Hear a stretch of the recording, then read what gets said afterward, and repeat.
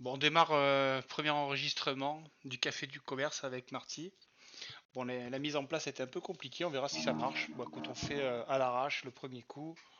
Euh, on attendait Julien avec impatience qui est occupé. Écoute, on fait un truc comme ça. C'est juste des petits échanges sur l'économie en général, géopolitique, crypto, Ouais, brainstorm. voilà. Brainstorm, quoi. Mathieu, est-ce que tu entends j'ai un voisin qui fait de la perceuse, tu entends là ou pas? Ouais, je l'entends, mais écoute, faut Ah cliquer sur des mince. trucs. C'est pas grave. Ah putain. Ah, le live de l'enfer, quoi. C'est pas grave. Donc, Ouais, allez-y, mon cher ami. ben, euh, moi, je te propose, je te propose que je vois. Mhm, Je te partage mon écran avec vite fait ce que j'ai vu comme charte intéressant qui m'ont donné toute la confiance pour le bottom là parce que je pense que c'était un bottom. mhm. Euh, euh, Là aussi, là si ça devient risqué de se placer sur les cryptos, mais je pense qu'en fait le Nasdaq et les technologies vont suivre, tu vois. Ça devient risqué de se placer sur les cryptos parce qu'on vient de breakout le range et tu te places pas sur un, tu fais pas une carvielle quoi, tu rentres pas sur un breakout, tu rentres en bas de range là où le risque reward est le maximum mais je pense que les cryptos ont lead les cryptos lisent mieux la macro en avance que le reste de la tech, surtout la tech US. Et il y a moyen que la tech US, en fait, suive ce mouvement à 10-15 jours de décalage. Et donc, voilà. Alors, j'ai juste coupé pour rajouter un petit truc. Est-ce que là, les cryptos, le rebond un petit peu qu'on a eu, est-ce que tu penses que ça peut pas être lié, donc peut-être c'est structurel avec une adoption, machin, etc. Mais est-ce que ça peut pas être dû au fait que tout ce qui se passe au Moyen-Orient avec les mecs de Dubaï qui peuvent pas sortir leur argent et qui font des conversions pour pouvoir passer l'argent à travers les frontières, tu vois? Bon, ça peut être. Tout, tout, tout ça est lié. Ok. Tout ça est forcément lié, mais tu as aussi le fait que la liquidité dans les marchés est bonne. Il y a des acheteurs discrets qui se placent. Ok. Sinon, le prix il irait vers le bas en temps de guerre. Mais là, il y a clairement et au niveau structure, en fait, au niveau structure, on était survendu. C'était le secteur le plus détesté. C'était le secteur le plus détesté aux US possible. Et en fait, moi, on pourrait trouver des petites raisons, genre des, des, des gens qui veulent se sauver de la guerre en plaçant leur argent, mais il y a aussi, en fait, surtout, les cryptos sont maintenant liés au destin américain, ils sont liés à Trump, et on a un retour de l'argent vers le dollar et vers l'Amérique, Mhm. qui est donc ça, c'est ma théorie.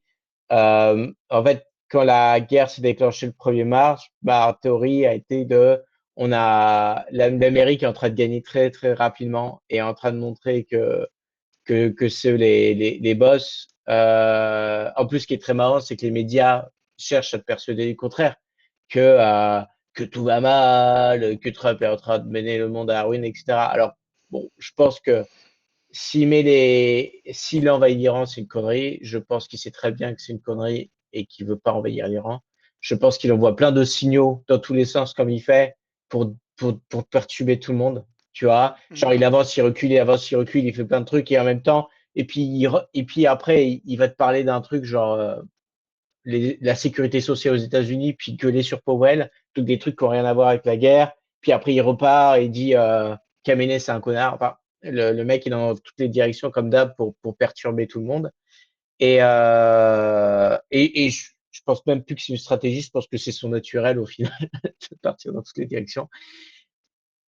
Et, euh, et, et où c'est que je voulais en venir, mais l'Amérique est en train de montrer que c'est le pays le plus fort. Enfin, les mecs te zigouillent, les mecs te capturent Maduro en une nuit.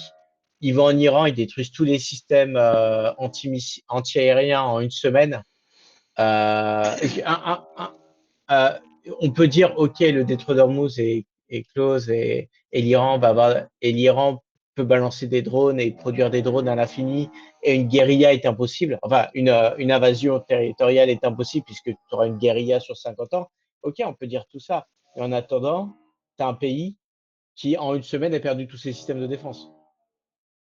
Donc, ok, on est dans un autre type de guerre, etc. Oui, c'est la guerre Mais, mais, asymétrique. mais c'est pas les États-Unis qui ont perdu, hein. Tu vois? Je veux dire, ok, l'Iran a pas encore perdu, mais l'Iran maintenant est complètement contenu. Ils vont bientôt perdre tous leurs moyens de communication avec le Hezbollah, etc. Ils ont plus de contrôle régional. Ils seront juste là à balancer des drones, comme la Corée du Nord balance un missile de temps en temps dans la mer et coule un vaisseau sud-coréen. Bah, après, tu Euh, as, à côté de ça, tu as les États-Unis, eux, énergétiquement, ils sont indépendants avec leur pétrole, etc. hmm, Et leur nucléaire, je pense qu'ils ont ce qu'il faut. Euh, le seul problème que je vois là-bas, c'est donc les autres pays qui veulent se procurer des matières premières, pétrole, gaz au Moyen-Orient. Mais le truc qui me paraît le plus compliqué pour les États-Unis, et je trouve que c'est un peu un suicide économique, c'est de laisser bombarder Arabie Saoudite, Émirats Arabes, tous ces trucs-là. Tous ces pays qui, en fait, permettent d'acheter des actions américaines techno. Eux, ils investissent leur dollars là-bas. Euh, enfin, c'est ça que je vois, en fait, moi, à côté. ouais, mais en fait, Trump, enfin l'Amérique, historiquement, avait placé ses billes sur ces pays Hmm, en disant le futur pouvoir de la région, c'est l'Arabie Saoudite. C'est eux qui vont nous fournir le pétrole. C'est eux qui ont les moyens d'avoir. Ils ont un grand pays, ils se construisent une grosse armée. Donc, ça va être nos alliés pour contrôler régionalement. Et en fait, là, ils se rendent compte que tous ces bédouins, beaucoup trop bédouins milliardaires, ils servent à rien. Les mecs ont même pas. Les mecs sont moralement douteux, sont théologiquement nuls. Euh, et enfin, c'est des hommes faibles, tu vois. ils Ces sont mecs ne servent à matérialistes. rien. Ouais, c'est ça, ils sont devenus. L'Amérique les a trop aidés, ils sont devenus consuméristes comme l'Amérique. Et ça les a détruits. Et du coup, les puissances régionales, c'est les hommes forts, c'est les mecs qui moralement. Enfin, c'est les mecs qui ont une quête, un but, et qui théologiquement et religieusement sont forts. Donc, c'est Israël et Iran. Mhm. Et, et, do- et donc, les États-Unis sont en train, il faut voir ça, voilà. Les États-Unis, ils veulent l'hégémonie régionale. Et l'hégémonie régionale, c'est Israël. L'Iran, c'est impossible, donc l'Iran, faut les détruire. Mais clairement, tu vois, ils abandonnent, ouais, enfin, ils laissent l'Arabie Saoudite, le Qatar, tout ça se prendre deux, trois drones. Mais je pense qu'en fait, maintenant, ouais, ils s'en foutent. Ils voulaient en faire, à mon avis, il y a 30 ans, 50 ans, ils voulaient en faire leur base avancée, l'Arabie Saoudite et le Qatar et tout ça. Maintenant, ils se rendent compte que ces pays servent à rien et sont Donc très, toi, très faibles. tu penses dans ta théorie macro que les États-Unis vont rester quand même, leur base là-bas va être dominante, mais que Ouais, le pays sur lequel ils ont misé, c'est Israël en fait. ouais, ouais, Ok, ouais. bon. Les GCC, là, les pays de la Mhm. péninsule arabique, ça va être juste être des républiques bananières, sauf qu'à la place des bananes, ça te sert du pétrole et du gaz, quoi. Ok. Mais là, elles avaient un statut particulier ces 20 dernières années. Et puis, tu sais, on parlait beaucoup de Dubaï. Mhm. Euh, Dubaï, Qatar pour les influenceurs, le cadre idyllique, sécuritaire, etc. Mais là, maintenant, c'était le pic, en fait. C'était le Ouais. pic. Maintenant, ça va décliner et ça va juste être des paradis fiscaux qui fournissent du pétrole, quoi. Mais rien de plus. Ok. Tout le bet est sur Israël. Je pense que Israël est en train d'arriver à avoir tout ce qu'il voulait, c'est-à-dire à reformer un grand Israël, Mhm. euh, contrôler la Jordanie entièrement.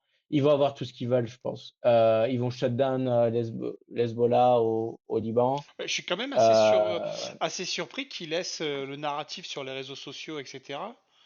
Que Israël est en difficulté, tu vois. Je comprends pas, parce que normalement, si tu tiens le narratif et le récit, ben, tu fais un peu ce que tu veux. Et là, j'ai l'impression qu'ils sont débordés. Alors, est-ce que c'est fait exprès pour faire croire qu'ils sont en position de faiblesse? Je sais pas. Enfin, là, je suis un peu Mhm. troublé sur ça parce que habituellement, on est accoutumé au fait que quand Israël et les États-Unis ont un narratif dans les mains, enfin, il leur échappe pas toujours. Mais je pense que tu as à peu près les mêmes réseaux que moi et en effet, le narratif actuellement, les États-Unis sont faibles. Ouais. Non, les États-Unis doivent se retirer. Tu sais, on a eu une semaine de conflit, on disait déjà, les États-Unis peuvent pas maintenir les bateaux, peuvent pas tirer autant de munitions, ça Mhm. leur coûte trop cher. Ils vont perdre des soldats, Et ouais, c'est etc. venu trop vite ce truc-là. Euh, et je pense que c'est des histoires. Je pense Mhm. que, regarde, tu vois, qu'est-ce que je t'ai dit au départ? En une semaine, l'Iran a plus de système défense aérienne. Mhm. Tu vois? En une semaine, l'Iran n'a plus de navires de combat. Ils ont même détruit au cas où, tu vois, ils ont même consommé des torpilles et des missiles pour détruire au cas où des vaisseaux qui ne servaient déjà plus à rien. Tu vois? Mhm. Donc il y a même plus, même le bateau qui était à la retraite depuis 50 ans a pris sa torpille, tu vois? Mhm. Donc il y a plus un seul, il y a plus de défense maritime, il y a plus de défense aérienne. L'Iran peut juste se terrer dans ses montagnes et balancer des drones pendant 50 ans. OK, c'est OK, ils sont pas morts, mais c'est clairement les désigner vainqueurs de ce conflit. Je trouve ça un peu abusé, quoi, tu Ben là, vois? tu vois, en fait, on Et est quand même dans un extrémisme des réflexions, c'est-à-dire c'est ou les États-Unis, c'est l'hégémon mondial, ou c'est le colosse au pied d'argile et il va tomber, c'est la fin de l'Empire, tu vois. Et là, on est dans le côté, c'est la fin de l'Empire. mmh, L'Iran, avec ses ouais, drones, va déstabiliser tout le Moyen-Orient et vu qu'ils ont, comment dire, une réflexion et une croyance, alors on a tué leur leader suprême, machin, donc eux, c'est à la vie, à la mort, donc ils vont aller jusqu'à la mort, tu vois. mmh. Et alors qu'on te dit, ben, les États-Unis, eux, c'est à quand la prochaine guerre, tu vois. C'est pas du tout les mêmes intérêts. Donc je suis un peu partagé sur ces trucs-là. Et en fait, t'entends tellement tout et rien, on va se faire une opinion, mais chacun va avoir la sienne, quoi, tu vois. Et Oui, en non, mais vérité, on sait pas quoi. oui, non, mais bien sûr, mais regarde, t'as vu comment je l'exprime. Mhm, Je bien dis sûr. juste, je dis juste, regarde ce qui se passe, quoi. Et T'as oui. un pays, t'as un pays, et en plus, l'Iran a commencé très fort. La première journée, ils ont balancé genre 800 missiles. Donc, Mhm, ils ont touché toutes les bases, plus le dôme de fer d'Israël en mhm, une journée. Mais la deuxième journée, c'était déjà plus de 80 missiles. Et au bout d'une semaine, c'est genre 10 missiles par jour. Ok, ils ont 10 missiles et 20 drones qui vont faire chier les pays aux alentours. mhm, Mais en fait, va y avoir un moment, va y avoir un moment où l'Iran, soit ils assument leur état de pays en résistance et ils se terrent dans la montagne et ils sont prêts à une invasion américaine et ils balancent des drones sur tout ce qui passe. Mais il y a aussi en fait le fait que l'Iran veut aussi être un pays qui fait partie du monde développé avec des habitants qui vivent, pas qui survivent, parce que là ils sont en train de se mettre en état de survie. Et il y a un moment, ils vont dire à leurs voisins, ils ont commencé à faire des signes. Bon, ok, si vous, si vous arrêtez d'aider les Américains, si vous laissez passer nos bateaux pétroliers, on arrête de vous balancer des drones. Tu mhm, vois, ils ont déjà tenté ça. Ils ont déjà tenté ça. Trump a tapé du poing sur la table. Il a dit non, on fait pas ça. On balance tout. Voilà. Trump, il a forcé à augmenter l'intensité du conflit, alors que les Iraniens étaient déjà en train de dire non, mais si vous voulez, on arrête de vous balancer des drones sur la gueule. Et après, donc dans un mois, tu auras les négociations avec Beijing où mhm, la Chine va dire, Trump, si tu veux, tu as le contrôle du pétrole, nous on a le contrôle des terres rares, on fait des échanges viables. Parce que pour moi, le grand jeu sur 6 mois, le grand jeu, pardon, 6 mois, le grand jeu sur au moins 5 ans, 10 ans, c'est OK, c'est le contrôle, c'est l'hégémonie sur le Moyen-Orient. Donc, qui c'est qui va gagner en tirant Israël? Mais plus loin, c'est quel, je suis en révolution technologique. La Chine est mon meilleur allié économique mhm. pour ça, sauf qu'il veut pas être mon allié économique. Donc, je dois lui casser le bras pour qu'il accepte les termes de mes échanges commerciaux. Et comment casser le bras à la Chine? Tu lui prives d'énergie. Et même si la Chine a la Russie et un pipeline, j'avais lu un truc, je sais pas si c'est exact, mais j'avais lu, le pipeline russe suffit pour 30 à 40% des besoins énergétiques de la Chine. Donc, il y a un 60% à compenser. T'es Xi Jinping, tu veux offrir du pétrole pas cher à toute ta population, puisque le contrat social du Parti communiste, c'est ça. C'est je vous offre la prospérité, en échange, vous me laissez à vie sur le trône. Il peut pas casser ça, donc il va offrir de l'énergie passage à la population. Donc, si le Venezuela et l'Iran ne peuvent plus offrir cette énergie pas chère, ils passeront par les États-Unis. Et là, les États-Unis, et c'est ça aussi, long terme, les États-Unis sont un vainqueur, parce que si les États-Unis font chier Hormuz et contrôlent le Venezuela, ils peuvent faire leur révolution technologique en négociant des terres rares et de la main-d'œuvre pas chère à la Chine, enfin de main-d'œuvre pas chère entre guillemets. Tu sais, la Chine est devenue super fort en puces graphiques et robots. Donc, euh, long- même moyen long terme, en fait, ce move sur l'Iran fait gagner les États-Unis. Ben, c'est ce que. Au départ, je m'étais dit, putain, mais ils font n'importe quoi. En plus, on te balance des infos en te disant Trump va contre son administration, contre ses conseillers, contre ses généraux, contre son service d'espionnage. Et tu te dis, mais c'est pas possible. Il y a forcément un intérêt, une stratégie derrière et qu'on voit pas. Parce que quand nous le vendent comme Ouais, ça, ce sont des secrets normalement. Et qu'on te les balance, c'est avec notre esprit un peu contrariant des choses, si on te les balance, c'est qu'il y a un intérêt. C'est pour te faire croire qu'ils sont faibles. C'est juste ça que je. Bon, complètement. c'était en passant sur. Si. Parce que ça va abonder sur les stratégies que tu vas mettre en place pour les investissements. C'est ça. C'est qu'en fait, tu te dis oui, bah alors là, si on vend les États-Unis sont morts, donc on vend. La tech va se péter la gueule. Il faut que je joue à fond les matières premières. Voilà, c'est pour ça qu'il y a des endroits où on diverge un peu tous les deux. Mais voilà, tu vas expliquer. Mais exactement, mais en fait, c'est pour ça que tu te fais cette réflexion. Alors, non seulement tu te fais cette réflexion parce que c'est intéressant, je veux dire, je ne vis pas que de ça, donc c'est intéressant de se poser cette réflexion mais complètement. Mais en fait, si tu te dis, et tu vois, et on suit tous les deux quand même des mêmes faisceaux d'actualité. Mhm, On a écouté les théories Doomer de Jiang, par exemple, qui te mhm. dit ça va être l'apocalypse eschatologique, c'est la fin des temps, etc. On est, et je signale que ce Jiang, il fait des millions de vues, hein. Donc t'as beaucoup de gens qui sont influencés là-dessus. Tu lis des Substack, tout le monde te dit que Trump est sur le déclin, qu'il va à l'inverse de MAGA, qu'il va perdre les midterms, etc. Donc tu te dis, Trump a fait une grosse connerie.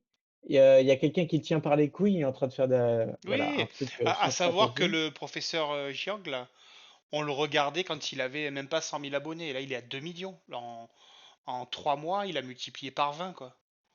Ouais, mais c'est pour ça que je te disais sur le Telegram, peut-être écouter Jiang de façon mensuelle ou annuelle. Oui, Tu oui, oui. regardes ses vieilles théories d'il y a un an parce qu'il apporte beaucoup de culture et de réflexion, Ouais, moi, c'est ça mais que j'aimais bien chez c'est lui, ouais.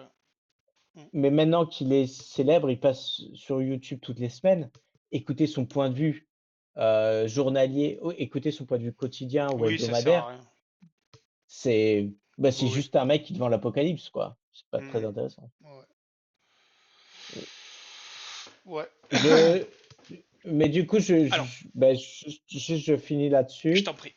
Euh, En effet, par rapport aux investissements, c'est intéressant, puisque si tu identifies que c'est pas la fin des États-Unis, si tu identifies qu'en fait les États-Unis sont peut-être en train de gagner malgré tout ce qu'on dit, et si tu identifies que quel est le meilleur refuge planétaire en cas de guerre, en cas de pénurie, déjà en cas de pénurie d'énergie en Asie et en Europe, c'est quoi le meilleur refuge? C'est les bonds américains, puisque les Américains ont une quantité d'énergie infinie, donc, les bonds vont pricer que le pays va bien sur 30 ans. Mhm. Donc, les bonds long terme deviennent super viables. Et même pour des trucs plus spéculatifs, ça veut dire que ton Nasdaq, il va pas à zéro, quoi. Ton Nasdaq va pas à zéro, le dollar, il va pas à zéro.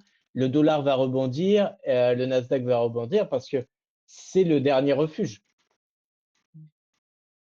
Voilà.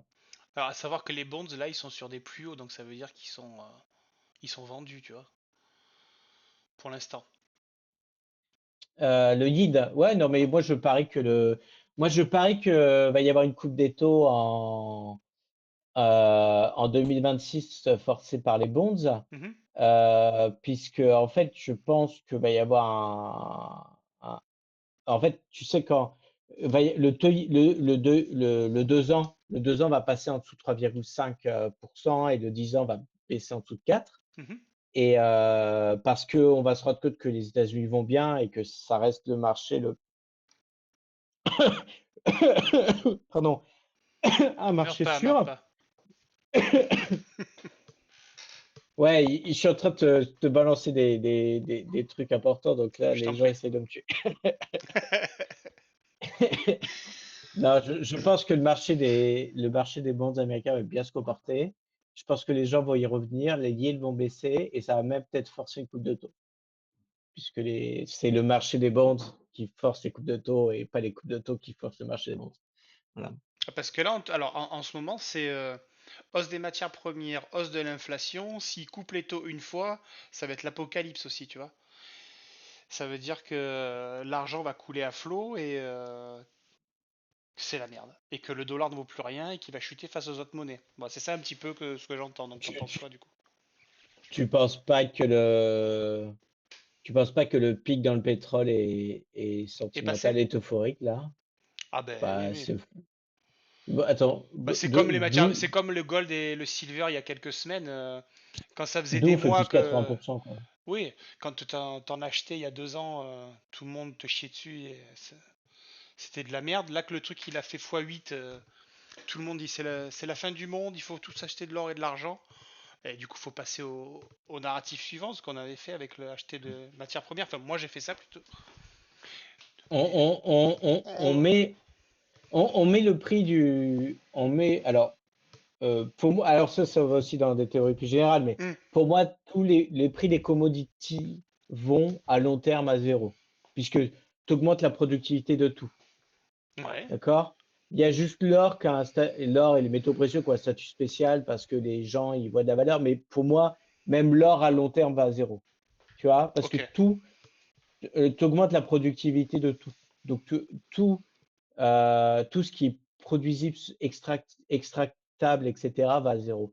Et là, on met le prix du pétrole. Et je suis pas.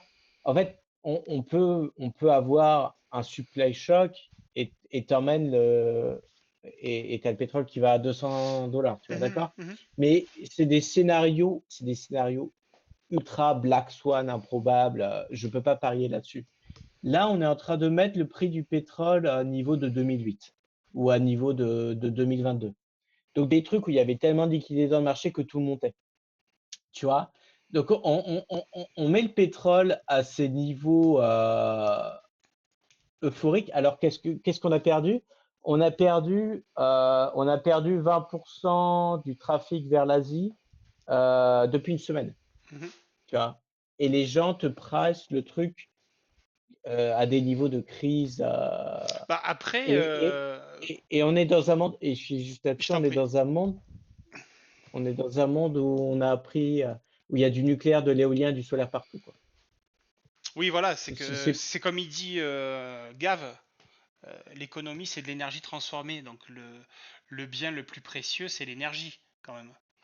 Donc le gold, le silver, ok, sur un moment de hype ça fait un pic, mais moi je pense que si j'avais à économiser des sous, ce serait plutôt dans l'énergie quand même. Mais dans le producteur, puisque la production à long terme, puisqu'une commodité à long terme va à zéro, Ok, d'accord.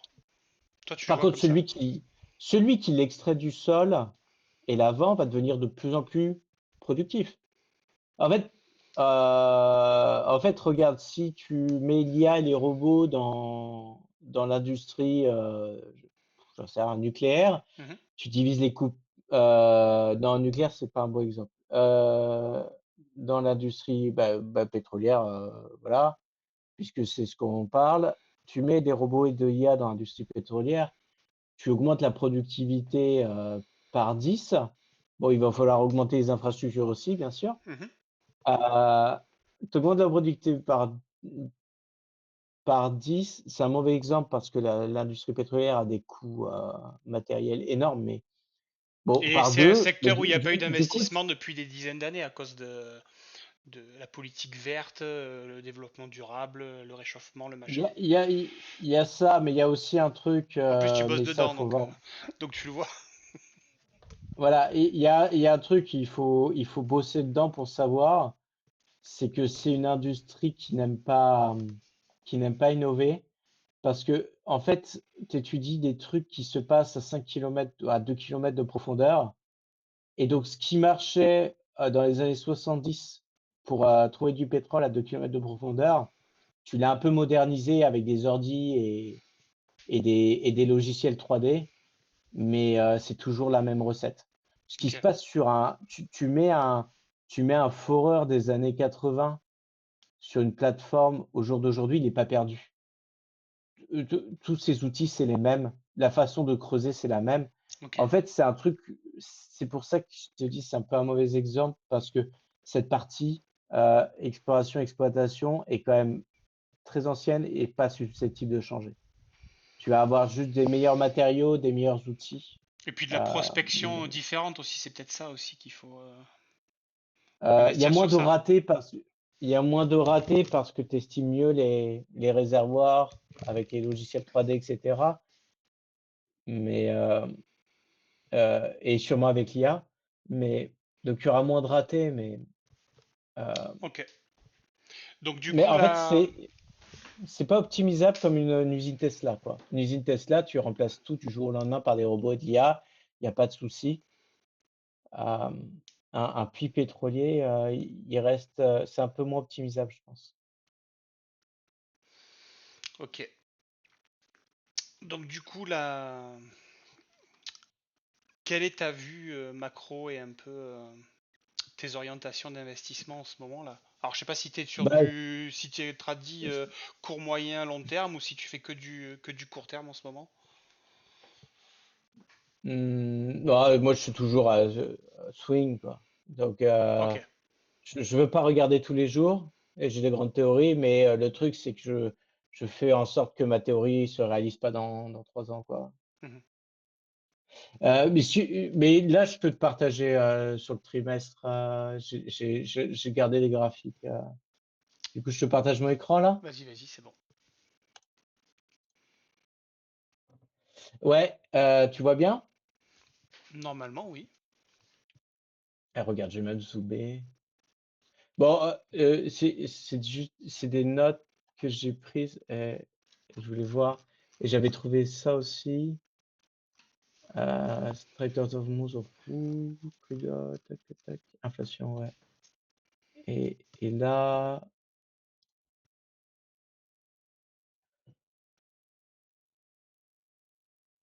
hop, ok.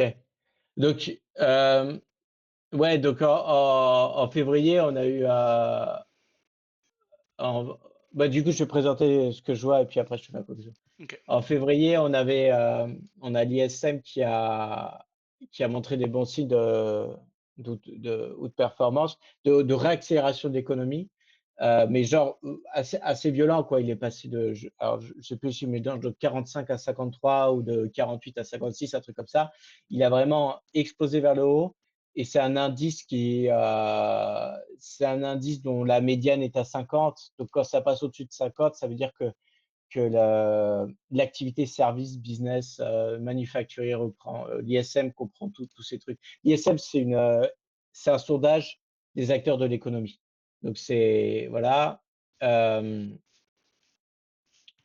J'avais vu, donc l'ISM reprend. On a une méga correction, on a une méga correction de la tech.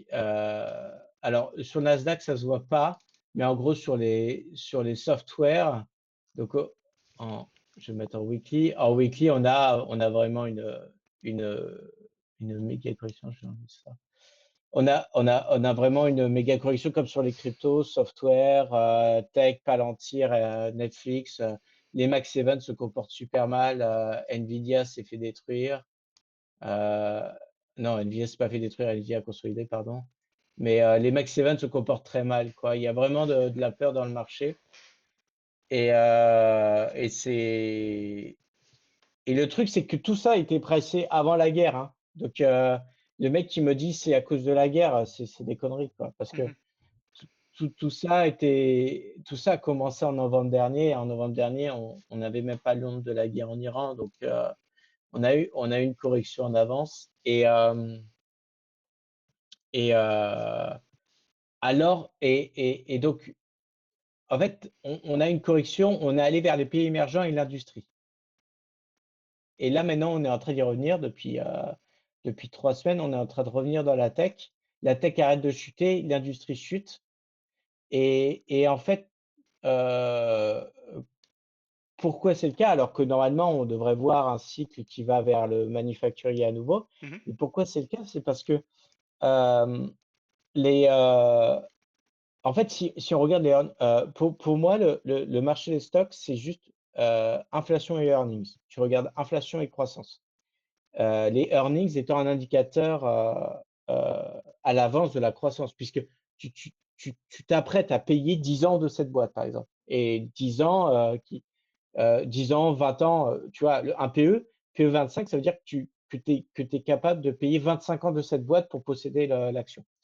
25 ans de croissance, enfin de dividende. Mais tu payes quelque chose en avance.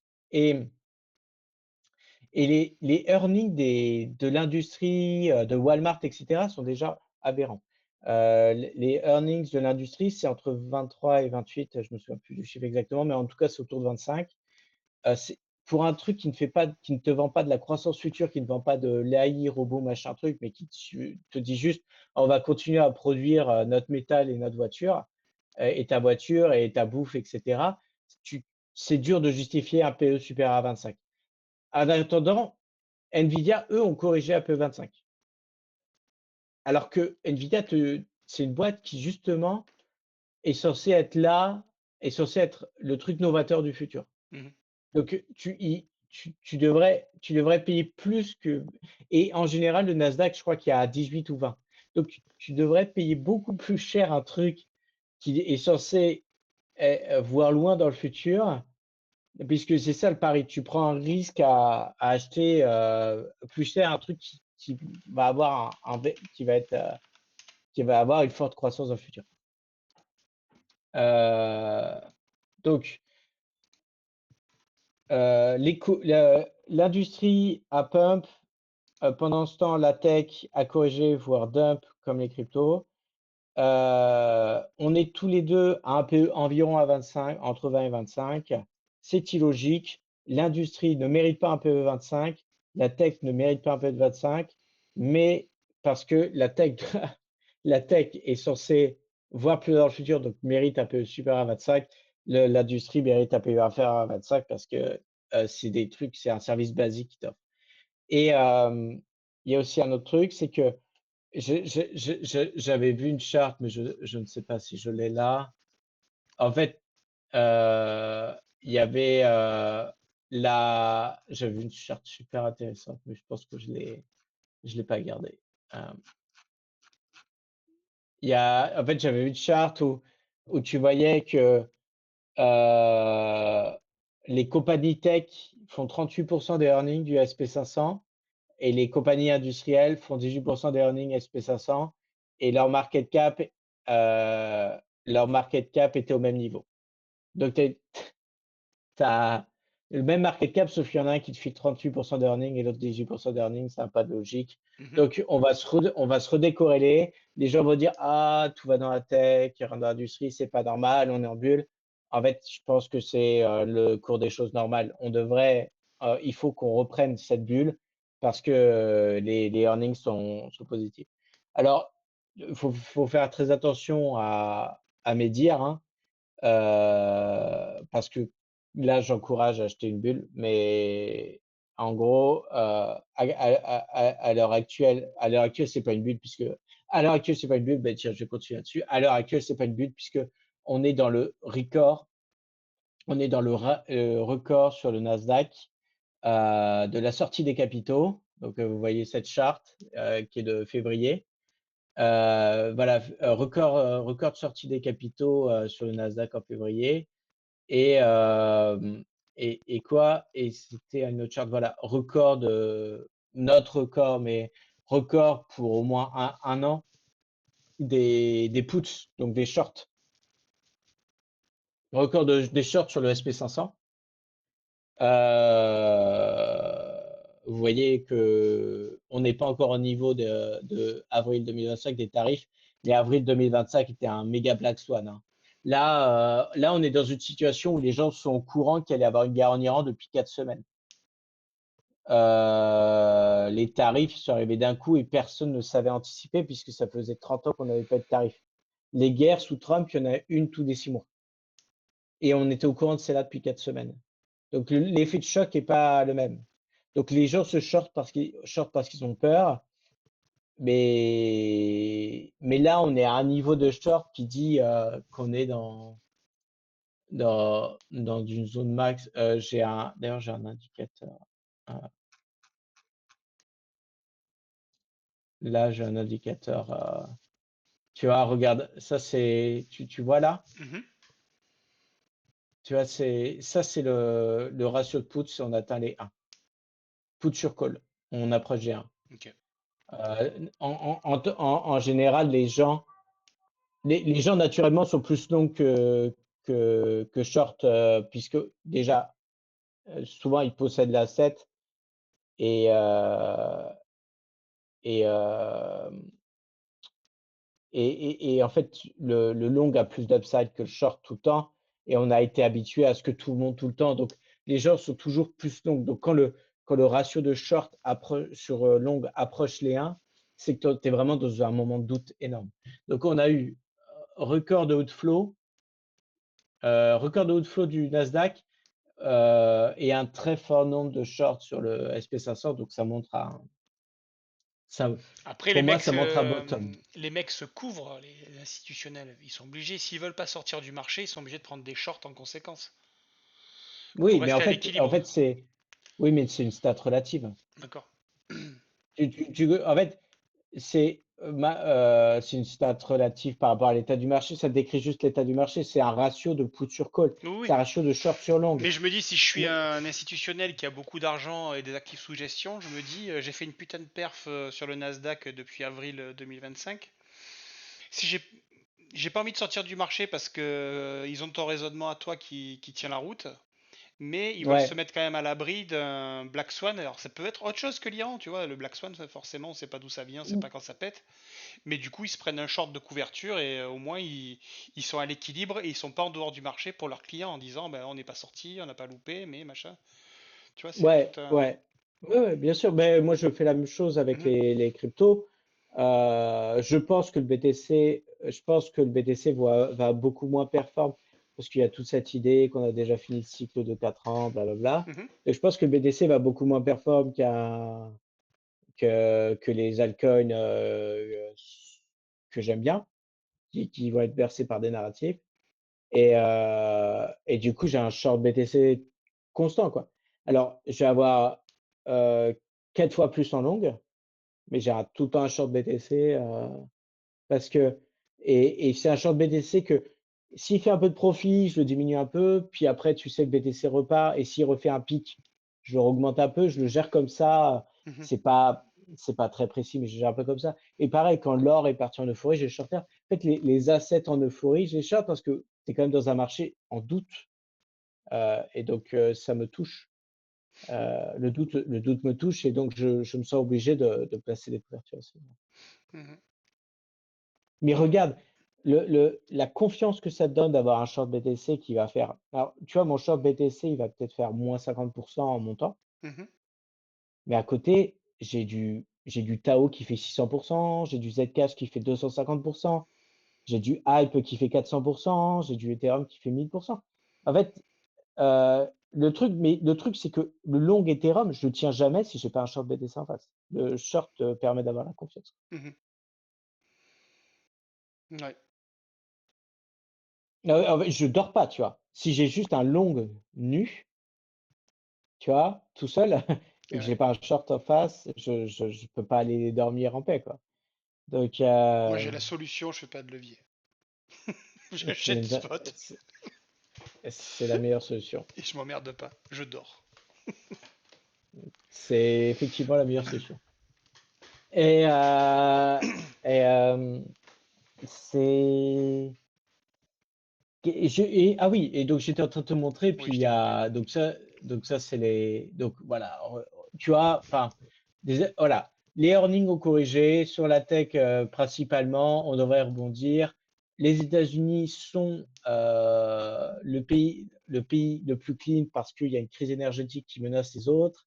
Il y a le dollar était très très short dans les 90. T'as vu, il est très vite remonté à 100. Mhm. Donc il y a vraiment mais maintenant, c'est un peu passé. Mais il y a cette rotation subite qui a dit, eh non, mais les gars, les États-Unis sont pas morts. On n'est pas dans la dédollarisation. D'ailleurs, la dédollarisation, c'était aussi un narratif on entendait souvent l'année dernière. La dédollarisation, c'est de la connerie de Doomer. Les États-Unis sont pas morts. Le fric va retourner là-bas parce que c'est quand même c'est le pays le plus solide.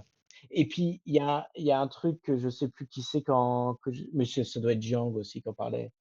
Euh, ou c'est un autre, mais enfin les non c'est un autre parce que Jiang il est un peu down sur les États-Unis. C'est un autre que j'entendais qui disait mais les États-Unis, enfin c'est un pays entouré de deux mers qui contrôlent, et ils sont alliés avec le pays au nord et alliés avec le pays au sud.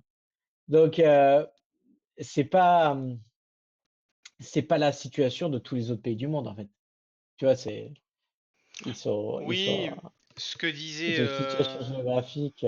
Oui, c'est que c'était une puissance maritime, en fait, surtout. Et que ce qui pouvait prendre le pas sur eux, c'était la puissance terrestre avec le fait que l'Iran, la Chine, la Russie s'associent et qui en fait peuvent attirer dans leur giron l'Europe qui voit tellement se fait chier dessus par les États-Unis, qui peut aller dans leur sens un petit peu, tu vois, mais tout doucement. Et Je pense que l'Europe va s'attacher, ouais. le, L'Europe le le, raisonnement que le- le commerce terrestre va beaucoup plus vite que le commerce maritime, c'est un fait. De toute façon, tu peux pas le nier. Et ce que faisaient les États-Unis, la stratégie, c'était de morceler ce continent et ce potentiel concurrent énorme. Donc c'était ça un petit peu ce qu'il disait. Bon, après moi, j'ai trouvé du crédit à sa théorie. De toute façon, je suis pas une groupie qui est là, qui vient d'arriver, qui dit ah mais, il a non, mais raison. Non, tu vois, en fait, t'écoutes 10 mecs, hmm, tu prends 20% de chacun de ces types, parce qu'il y a 20% intéressants. mhm. Et tu te fais ton propre modèle. Mais jamais tu peux tomber dans le ah, le mec a trop raison, c'est un génie, tu vois. Oui, non, mais Parce il a que des trucs c'est là où tu intéressants te fais niquer. et ça permet de réfléchir. Parce que à côté de ça, Oui, tu vas oui. regarder David Hunter qui te dit le S&P va monter à 9000. Après, tu Ouais. regardes Rick Rule que je trouve bien pour les matières premières, les métaux et le pétrole qui te dit à chaque fois il te dit en avance, mais ça fait des années qu'il te disait les gold et silver. Après, il te dit quand ça a eu la hype, il a tout vendu presque son argent. Il a dit maintenant c'est le pétrole pète. Donc il y a des mecs aussi qui ont des visions. Et en fait, nous tous les deux, quand on discute, on fait une espèce de Mais c'est des visions de riches, résumé ça, et hein. d'analyse de tout ça, tu vois. Ouais. Mais après, Mathieu, c'est les gros traders como, Hmm. c'est soit ils ont un gros fonds d'investissement, soit ils sont déjà riches. Parce que Ouais, ouais. c'est des mecs qui tankent le marché pendant 10 ans, quoi. Ouais, ouais, non, mais je suis d'accord. Donc oui, ils finissent par avoir raison, mais c'est des mecs allez, je vais pas dire il y a 10 ans, mais il y a 5 6 ans, le mec commence à construire sa position parce que il sait que c'est bullish. En plus, il connaît bien le marché, donc il s'achète, Oui, mais tu sais, je t'as vends six pas le potes. mec. Ça fait partie d'une Non, analyse non, non, globale. non. C'est ça que je te dis. Non, mais moi, je suivais pas Rick Rude, j'ai découvert sa vidéo avec toi. Mais moi, par exemple, il y avait un mec qui s'appelait Ferg, qui est dans le même style. le mec, il achète des compagnies minières au fin fond de l'Australie ou de l'Afrique du Sud. Pour faire ça, c'est un mec qui peut attendre 10 ans, quoi. Oui, oui, Quand tu oui. achètes les mecs sont à l'étape où ils achètent le terrain, donc ils savent même pas ce qu'il y a à l'intérieur, et lui, il va investir dans ça. C'est un mec qui a les épaules solides, quoi, Oui, hein. bah c'est comme quand en crypto, t'as acheté Shiba Inu 2 jours après qu'il soit créé le jeton. Tu sais pas que le truc il va monter à je sais pas combien de milliards. Ouais, non, mais Oui, justement, les cryptos, c'est une super opportunité pour nous parce que mais tous oui. les narratifs sont sous stéroïdes. Donc, ça dit en 3 mois, tu as la réponse. La crypto, en 3 mois, enfin plutôt 2 ans, en 2 ans, tu as la réponse si le truc est viable ou pas. Mhm. C'est pas. Ouais. Et c'est ça qui déroute les boomers. Les boomers sont habitués à acheter des Amazon qui mettent 20 ans à 10 ans à faire quelque chose, des mines qui mettent 20 ans à faire quelque chose. Bah, Et en fait, on compresse le temps. bah, je te dis, moi, pour avoir investi en premier, mon premier argent investi, c'était dans les cryptos, et après, au bout de 3 ans, être parti sur la finance traditionnelle, c'est c'est lent, hein. Comme tu dis, C'est facile, mec, c'est facile. ben oui. En fait, nous, en crypto, tu as une demi-journée pour savoir si un narratif est bon. Ouais. Même pas. Des fois, tu as 2 heures et tu es au boulot, tu l'as loupé. En traditionnel, tu as 6 mois, quoi. Tu as 6 mois où les mecs se branlent les couilles avec des PE et tout. Et puis, à un moment, tu as un beau résultat trimestriel et les mecs se disent, ah, en fait, c'est une bonne compagnie, tu vois. Mais Mhm. genre, c'est ouf. Ouais, c'est ouf. Euh, et là, je te montre mon dernier screenshot qui résume bien. Je t'en prie. Donc, tu me demandais, la question au départ, tu avais dit où c'est que tu en es. Oui. Bah, du coup, moi, j'ai vendu trop tôt, mais j'ai vendu pied émergent, industrie et commodité pour la tech. Et dans la tech, qu'est-ce que je connais mieux, c'est les cryptos. Et pourquoi les cryptos? Parce que en fait, financial et tech, tu peux voir que financial sont massacrés. Le PE de financial est massacré là. Et Mhm. c'est un des secteurs qui va le plus être transformé par l'IA et les cryptos. Donc, ils vont virer beaucoup de gens. Ça va être assez triste pour les gens qui bossent là-dedans. Par contre, pour les gens qui investissent là-dedans, ça va être très bien parce que ça va être disrupt et ça va être ultra optimisé. Mhm. Et donc, tech et finance se sont fait massacrer, software, et qu'est-ce qu'elle a croisé de ça, les cryptos? Et en plus, le truc, c'est que crypto, je connais bien les secteurs, je connais bien comment enfin, j'ai une idée, j'ai une théorie de comment tout ça s'imbrique, alors que IA, c'est devenu ultra complexe. Est-ce que c'est est-ce que c'est fournisseur de data center qui va gagner? Est-ce que c'est le géant du Mac 7? Est-ce que c'est le fabricant de puces? Il y a des risques géopolitiques, il y a des risques de supply, il n'y a pas assez de terres rares, il y a la Chine qui fait chier, euh, le pétrole va mettre un frein. Quoi d'autre? Est-ce que Palantir va gagner? Est-ce que Netflix va s'en sortir parce qu'il y a une disruption du software qui fait que toutes les compagnies doivent revoir en interne? C'est obscur et difficile Bah, d'acheter de la, en de la, période de la tech aujourd'hui. de ruée vers l'or, comme il disait, l'adage c'était que ceux qui se faisaient le plus de sous, c'était les vendeurs de pelles, tu vois. Donc dans tout ce que tu disais, ça paraît très logique que le fabricant de puces et celui qui a les data centers sortent vainqueurs. On va pas dire vainqueurs dans le plus gros multiple, mais en gain constant, si tu veux du rendement, je Ouais, pense que c'est un bon investissement. Après, trouver la pépite qui va faire x 1000, va falloir chercher. bah en fait, Mais, en fait c'est déjà fait. En fait, c'est et Nvidia. ouais, Il y a Nvidia, c'est ce que j'ai. En fait, qui c'est qui a permis la révolution? En fait, en 2018, tu as ASML, une compagnie néerlandaise qui polie les plaques de silicone. En 2018, ils ont posé leur brevet. C'est ça qui a lancé la révolution de l'IA. C'était les seuls qui de silicium, non? permettaient de. Oui, exactement. Hmm, En fait, ils polissent les plaques de silicium suffisamment pour pouvoir graver des circuits dessus. mhm, C'est donc c'est eux qui ont lancé la révolution de l'IA. Ils l'ont permise. mhm. On polie suffisamment le silicium pour vous permettre de foutre vos nanopuces dessus. Nvidia, après, a récupéré ça en 2018. Enfin, l'ASML continue d'exister. Nvidia, ça lui a permis de faire des puces graphiques super petites. AMD a récemment rattrapé. Intel va sûrement aussi rattraper. Mhm, mhm, Tu as TSMC qui continue à être indispensable à Taïwan. Donc, en gros, tu as ces cinq. ASML en Néerlande, AMD, Intel, Nvidia aux États-Unis, TSMC à Taïwan. mhm. Il y a aussi, il y a aussi Samsung ou Hyundai. Il y a une boîte coréenne aussi qui en profite pas mal de. Mais en gros, tu as ces six boîtes, mais qui sont déjà pricées. Eh oui, Alors, je pense qu'il y a un gain constant sur Nvidia. Je pense que Nvidia P25, c'est une bonne boîte comme Total, tu vois. ouais. C'est la bonne boîte. C'est devenu maintenant la boîte de père de famille. C'est quoi à dire parce qu'on est en bulle IA, mais en gros, Nvidia, c'est le Air Liquide, quoi. Voilà, c'est le Air Liquide de Total, quoi. Ouais, mais il faut surtout pas qu'il fasse un faux pas. C'est ça le truc, c'est qu'on a une obligation d'excellence. Parce que le moins de faux Ouais, mais pas, c'est le tu te cas prends avec une. toutes les boîtes. Ouais, ouais. C'est le cas avec toutes les boîtes. C'est le cas avec toutes les boîtes. Si Exxon, c'est les papas du pétrole aux États-Unis. Mhm, Si jamais leur plateforme vénézuélienne explose, bah tu perds 50%. mhm. Pourtant, c'est le Air Liquide américain, Exxon, tu vois. Ouais, ouais. C'est le total américain.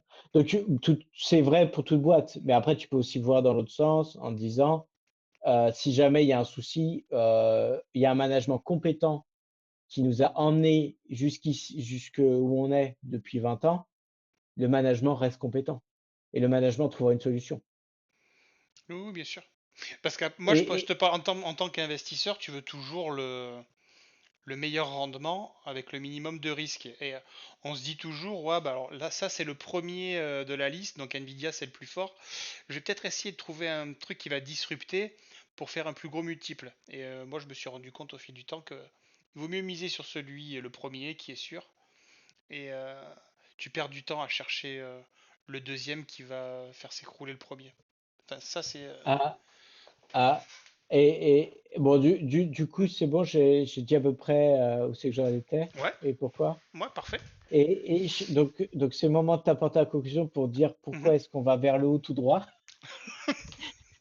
Vas-y. Voilà, parce que The Economist a fait son article, on va tous mourir. Voilà. Et Putain, c'est ça, vrai. mec, ça, mec, tu suis JC Parrett aussi. Ouais, oui, oui. Quand t'as une couverture de magazine qui te montre une flèche rouge, généralement, c'est que c'est bon, c'est le bottom, quoi. Putain. Et celle-là, elle est belle, hein. Bon, voilà. Mais bon, voilà, moi je suis un petit peu pas totalement à l'inverse de toi parce que j'ai la moitié de mes sous dans les cryptos en spot. Moi je fais pas de levier. Mais par contre, je suis positionné à 40% de mon portefeuille en énergie. J'ai quitté les terres rares aussi en même temps que toi, je pense, quand il y a eu le pic un petit peu, que ça en Ouais. parlait beaucoup. Ouais. Là, alors énergie, j'ai quand même vendu la totalité du pétrole que j'avais en spot sur les 105, je crois. À voir, ça peut rebondir, mais Ok. je m'en fous. J'ai fait un trade plutôt intéressant. J'en suis satisfait. Et là, je fais un petit shift. Donc, une personne qu'on a en commun, Phil, que je suis un petit peu, qui, avec sa théorie aussi, m'a plutôt séduit. Je suis plutôt en raccord avec ce qu'il dit sur le prochain move qui serait sur les commodités. Donc, je suis quand même placé. J'ai pris mes gains du pétrole pour mettre sur les matières premières, enfin, on va dire les soft commodités. Donc à voir ce que ça donne. Écoute, je suis positionné comme ça, je prends mon risque et on verra le résultat que j'aurai. Mais je suis quand même aussi assez d'accord avec toi. Je suis d'accord avec vos différentes vues. En fait, il peut tout se passer et je suis positionné sur tous les scénarios. Donc le scénario bullish tech, IA, pas IA, crypto, je suis dessus. Le scénario bearish tech avec énergie et soft commodité qui montent, je suis dessus. Donc je suis à peu près, je trouve que je suis assez équilibré. Écoute, ça me va comme ça.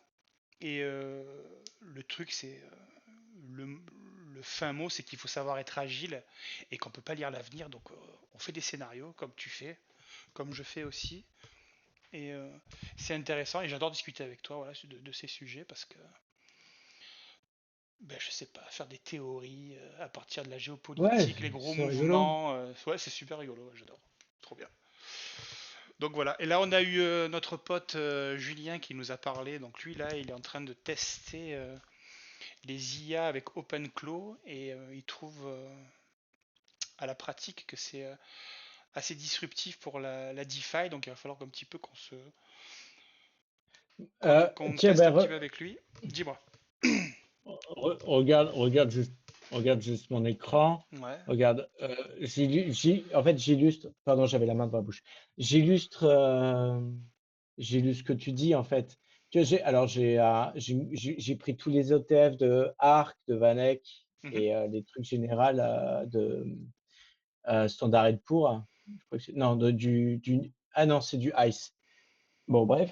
Et du coup, ça me donne une idée. Et en gros, regarde, on a eu l'euphorie industrie, on a eu l'euphorie Staples. Staples, c'est Walmart, Costco, etc. Mhm. Euh, je remonte, on est allé s'enculer dans les pays émergents. Et à côté, on a fait quoi?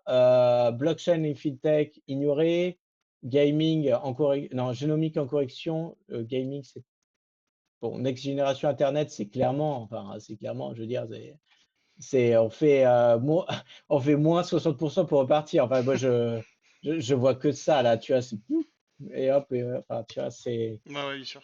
euh, euh, donc, en fait, on voit vraiment qu'on est allé vers IM, industrie, commo. Il y a toujours ces secteurs tendances, genre les secteurs cyberpunk, tu vois, c'est space, IA, etc.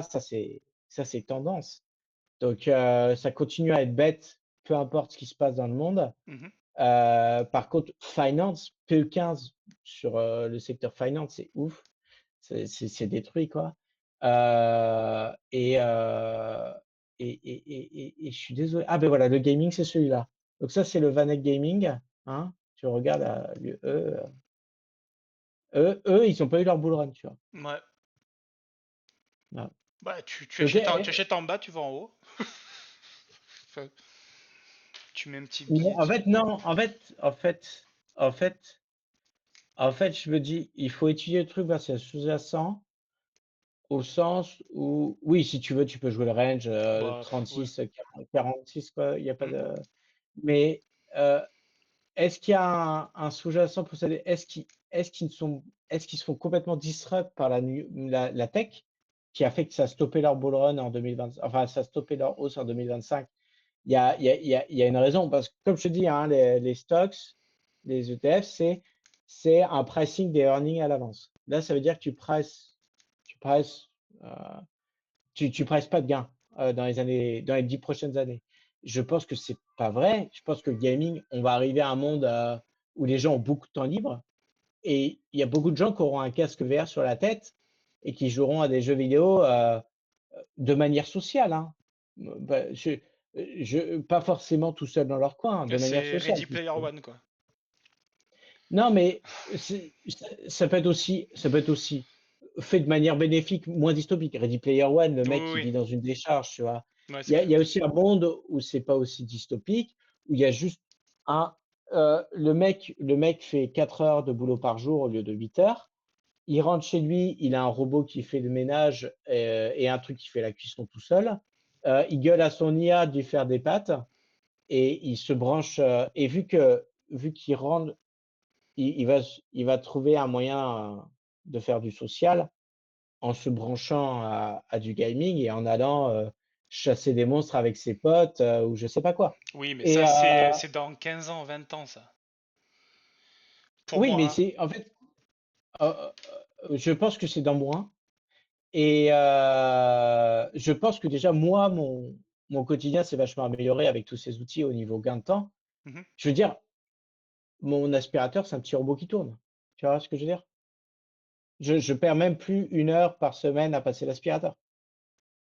Oui, oui, oui, je suis d'accord. Mais moi, je vois C'est mes c'est- enfants c'est ce qui genre ont de. la vingtaine, Ton, je les ton, vois jamais à ta- fond sur leur ordi jouer, machin. C'est plutôt être dehors, aller faire du sport, tu vois. C'est plutôt parce que nous, comme la vision que tu as, je la partage aussi.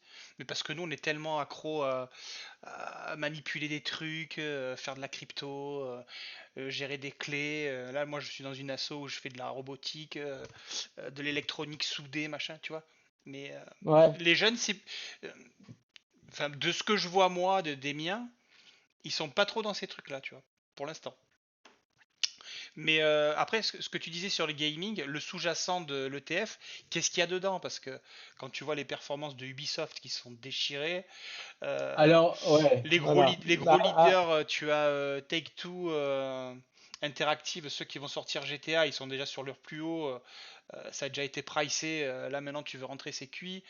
Tu as quoi aussi? CD Projekt Red, qui est un des plus gros studios polonais, qui a fait aussi une part du chemin. Et du coup, avec tout ça qui sont. Et je vois le TF qui est sur les plus bas. Qu'est-ce qu'ils ont dedans? Enfin, franchement, c'est un point alors, il n'y a pas d'interrogation assez des là. projets Red, il y a Ubisoft, ouais. Ouais, ouais, non, ils ont des autres briques qui me plaisent pas trop, mais Hmm. c'est juste, moi, c'est juste pour me donner une idée des Oui, bien secteurs sûr. côté massacré, tu Mhm, vois. mhm. Et en gros, après, je fais mon choix et je fais avec ce que je connais. Bien sûr, bien Et sûr. là, par exemple, tu vois, le mois dernier, quand j'ai vu qu'il y avait une rotation, enfin, je la voyais pas encore. Je pariais qu'il y avait une euphorie en Corée, une euphorie au Brésil. Et Ouais. je pariais qu'il y avait une euphorie sur les commodités, mais ça, tout le monde la voyait, hein. Je veux dire, l'or et le silver, je veux dire, t'avais des mecs qui bitaient rien aux métaux qui venaient te gueuler dessus que l'argent allait guérir Ah ben, les maux je du te monde. l'avais Donc, dit, dans mon boulot, il y a un collègue qui est venu un matin qui me dit, ah, j'ai vu avec ma femme, on va acheter de l'argent parce que en ce moment, enfin, j'ai l'impression que pour mettre de côté, il faut acheter ça. J'ai regardé, c'était quand le. Alors, enfin, je vais mettre le graphique. C'était le top. bah, que je vends. Le lendemain, elle a Oui, craché. Voilà, c'était là, d'accord, ouais. là, Oui, bah, à moi, 115. avant de prendre le bateau pour partir en mission, je me suis dépêché de vendre mon lago d'argent par, par, par, par, par effet de temps. En fait, c'est Et ouais. juste, je devais prendre le bateau, je l'ai vendu à 95. Le mec me disait qu'il avait jamais eu autant de personnes dans son magasin, quoi. Tu Et vois. ouais. Mhm. Donc, et il y a des indicateurs, tu as juste à parler aux gens. Et Il oui. y a, tu vois.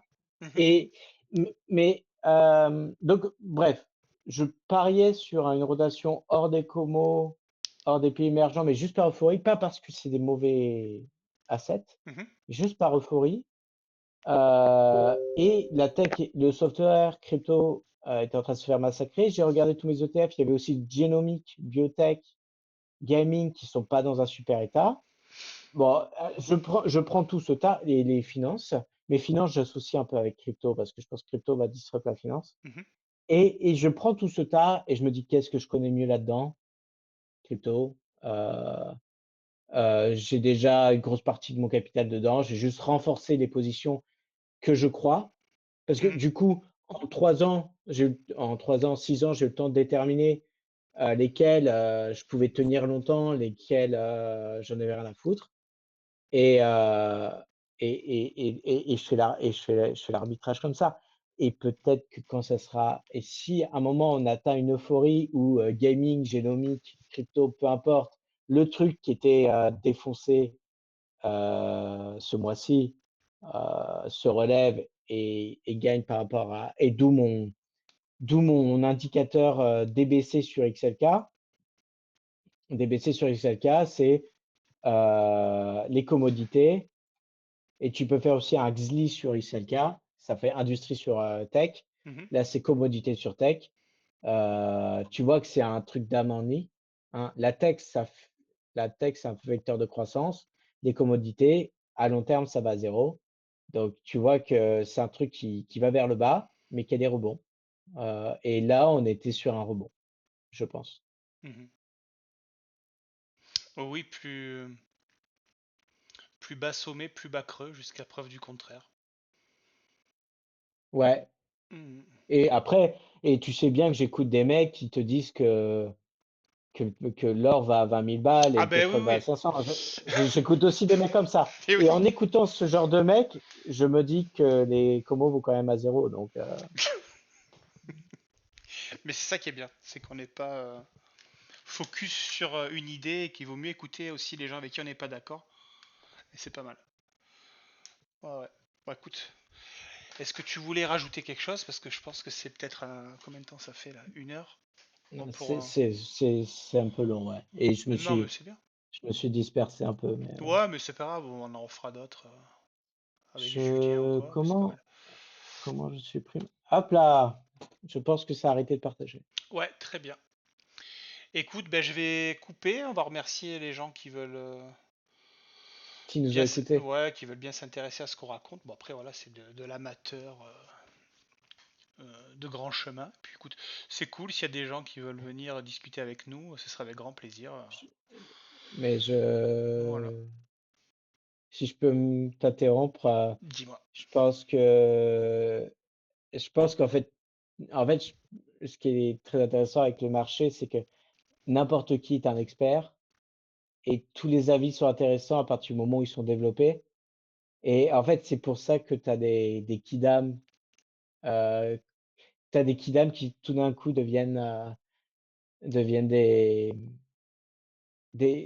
personnes écoutées, importantes, etc. Parce que il y a pas d'études qui te forment à ça, il n'y a pas de connaissances, et tu mélanges plein de trucs. Tu as des mecs qui vont être sur l'analyse technique, d'autres l'analyse sentimentale, d'autres l'analyse de la croissance, inflation, des métriques très pragmatiques, très objectives. Et il y a tout qui se mêle et tout le monde fait une sauce, Ben, tu c'est ce vois. dont on discutait l'autre jour là, avec le livre. Euh, c'est Super Forecasting, c'est ça? C'est toi qui en parlais. Super Forecasting. C'est qu'en fait, il y a une espèce de. Ce mec-là, là, Philippe Tetlock, qui a fait une étude et qui se rendait compte que des kidams comme nous, super intéressés, qui regardaient des sources diverses et variées, arrivaient à battre des experts dans des matières super compliquées juste par eux, leur envie. Enfin, je sais pas, je l'explique peut-être très mal, mais c'était super intéressant. Et ça Skin in rejoint the ce que tu game. dis. Ouais, voilà. Ils ont, ils ont, ils ont mis ils avaient fait une étude où ils prenaient genre une cinquantaine de personnes. Une cinquantaine de personnes, ils leur donnaient de l'argent. Euh, oui, c'était ça. Ils avaient pris 50 personnes, ils leur donnaient de l'argent, ils disaient investissez. Et après, ils avaient pris 50 personnes et ils leur avaient demandé d'investir leur argent et quel choix, etc. Et toutes les personnes qui avaient leur propre argent à investir faisaient des performances genre 30 ou 40% supérieures aux gens à qui on donnait de l'argent. Donc tous les gens qui bossent dans la finance, tous ces grands mecs qui gèrent des fonds, etc., vont sous-perf face aux paysans qui doivent investir sa propre thune, tu vois. Ouais. Parce que le mec non éduqué, il connaît la valeur, il connaît la valeur des 3 euros qu'il met dans un ETF, alors que le mec qui a 1 trillion à gérer, enfin, 1 milliard à gérer, il s'en bat les couilles, quoi. Bon, après, ils ont pas la même agilité non plus, hein. Et il y a ça aussi, exactement. C'est un bon contre-argument. En fait, c'est un bon, pas un contre-argument, mais c'est un bon argument aussi pro-retail. C'est que euh, si je veux faire une rotation Brésil tout BTC, je la fais en 5 secondes. Et ouais. Le mec, le mec qui gère un fonds, il fait pas ça. Et ouais. Bon, écoute, merci Marty. Et puis, on se dit à bientôt. Et puis, merci pour tes éclaircissements. C'était un plaisir. C'était cool, ça fait plaisir. Allez, à bisous, à bientôt. Bisous.